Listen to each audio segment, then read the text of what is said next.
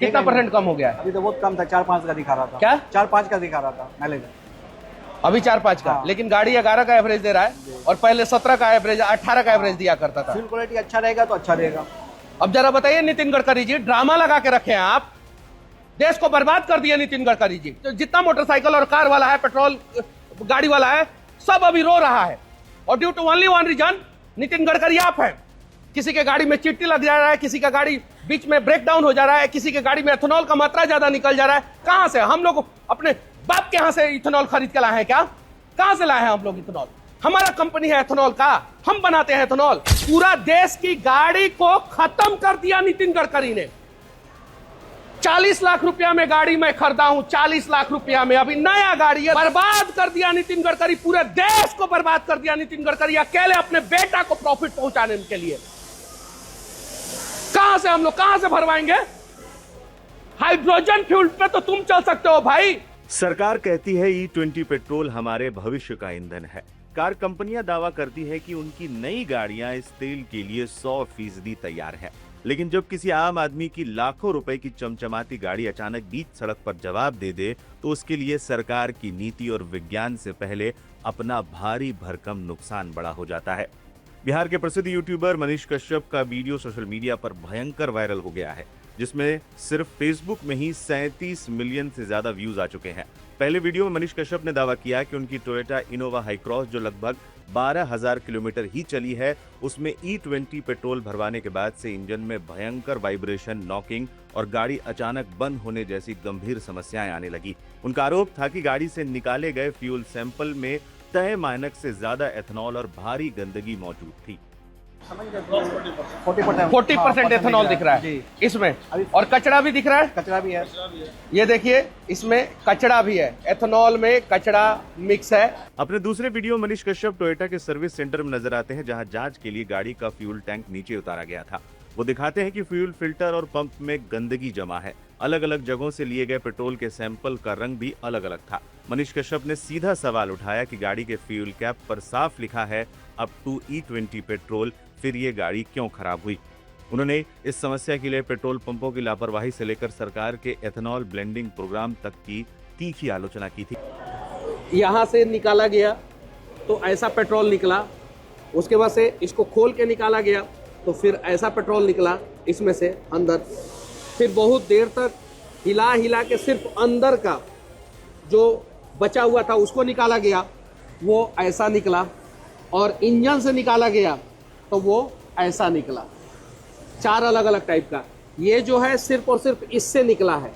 इस मामले पर लगातार तूल पकड़ने और E20 पेट्रोल पर उठते सवालों को देखते हुए ऑटोमोबाइल दिग्गज टोयोटा ने एक आधिकारिक बयान भी जारी किया। टोयोटा ने साफ शब्दों में कहा कि कटघरे में E20 पेट्रोल नहीं बल्कि गंदा और मिलावटी फ्यूल खड़ा है। कंपनी ने अपने बयान में स्पष्ट किया कि जिस इनोवा हाई क्रॉस की बात कही जा रही है वो पूरी तरह से E20 पेट्रोल के लिए डिजाइन, टेस्टेड और भारत सरकार द्वारा सर्टिफाइड की गई है। तकनीकी जांच में ये पूरी तरह से साफ हो चुका है कि इस कार में आई समस्या E20 पेट्रोल की वजह से नहीं बल्कि दूषित, गंदे और गैर मानक फ्यूल के कारण हुई थी। यानी यूट्यूबर की कार में जो पेट्रोल डाला गया था वो ही पूरी तरह से साफ नहीं था। टोयोटा ने आगे बताया कि गहन जांच के बाद गाड़ी के इंजन और उसके फ्यूल सिस्टम या किसी अन्य तकनीकी हिस्से में कोई परमानेंट नुकसान नहीं पाया गया। सर्विस प्रोटोकॉल के तहत गाड़ी के फ्यूल टैंक और पूरी फ्यूल लाइन को खाली करके अच्छे से साफ किया गया। इसके बाद जब उसमें दोबारा सामान्य मानक वाला E20 पेट्रोल भरा गया तो गाड़ी बिल्कुल परफेक्ट और सामान्य रूप से काम करने लगी, जिसके बाद गाड़ी को पूरी तरह से ठीक करके ग्राहक को वापस सौंप दिया गया।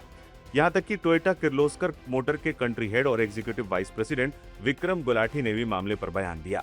I think there is a lot of misunderstanding about the fuel. For example, if you look at it from the automotive sector, there is a lot of myth that if you use E20 blended fuel, vehicles will get damaged. It's a myth. It doesn't happen this way. There's a lot of myth about the amount of mileage loss or the fuel efficiency loss. Yes, there is some fuel efficiency loss, no doubt, but it is not so big as it being made out to be. The third thing is there is a lot of myth about the ethanol plants being very dirty. In fact, all ethanol plants in India are supposed to get environment clearances. They are supposed to be zero effluent plants, and they're also supposed to use a lot of the stuff that is created, bagasse and all. So they are extremely clean in terms of their processes. Sadly, there is a wrong impression also being created on that. So I think there is a lot of confusion and there is one other myth that the government is now talking about E85. People are saying this E85 shall I buy a car because now E85 will be coming.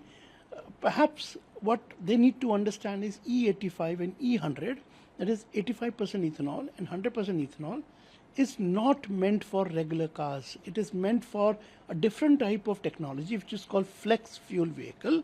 This vehicle can take any mix of ethanol. So people need not worry. E20 is the standard fuel that will be available, and it is compatible with old vehicles and new vehicles. All vehicles sold after 1st of April 2023 are fully materially compliant with E20, and people need to be reassured that in 2021, before we went into E20, there was a very detailed scientific study done by the most leading automobile testing agency in the country, which is ARAI. It clearly established that the possible damage to cars and two-wheelers which are old is not there. It's very insignificant. And it also established that the fuel efficiency loss is to the extent of 2 to 4%, not significant. Toyota के जवाब पर YouTuber ने फिर सवाल उठाया। उन्होंने पूछा कि आखिर फ्यूल में गंदगी आई कहां से। उन्होंने पूछा कि इसकी जिम्मेदारी पेट्रोल पंप की है, रिफाइनरी की है, वाहन निर्माता की या फिर सरकार की नीति की। इस पूरे विवाद के बाद टोयोटा ने अपने ग्राहकों से खास अपील की है। कंपनी का कहना है कि खराब क्वालिटी और मिलावटी ईंधन किसी भी आधुनिक गाड़ी की परफॉर्मेंस को बिगाड़ सकता है, इसलिए हमेशा किसी भरोसेमंद और प्रमाणिक पेट्रोल पंप से ही फ्यूल भरवाएं। तो कुल मिलाकर कहानी यही है कि सरकार अपनी E20 नीति को सही बता रही है, वहीं टोयोटा अपनी तकनीक को सही बता रही है। लेकिन असली विलन कौन है, इसके बारे में अब भी सवाल बने हुए हैं। इस पूरे विवाद और एथनॉल ब्लेंडेड पेट्रोल को लेकर आपका क्या अनुभव रहा है? क्या आपकी गाड़ी में भी कोई समस्या आई है? हमें कमेंट बॉक्स में लिखकर जरूर बताएं।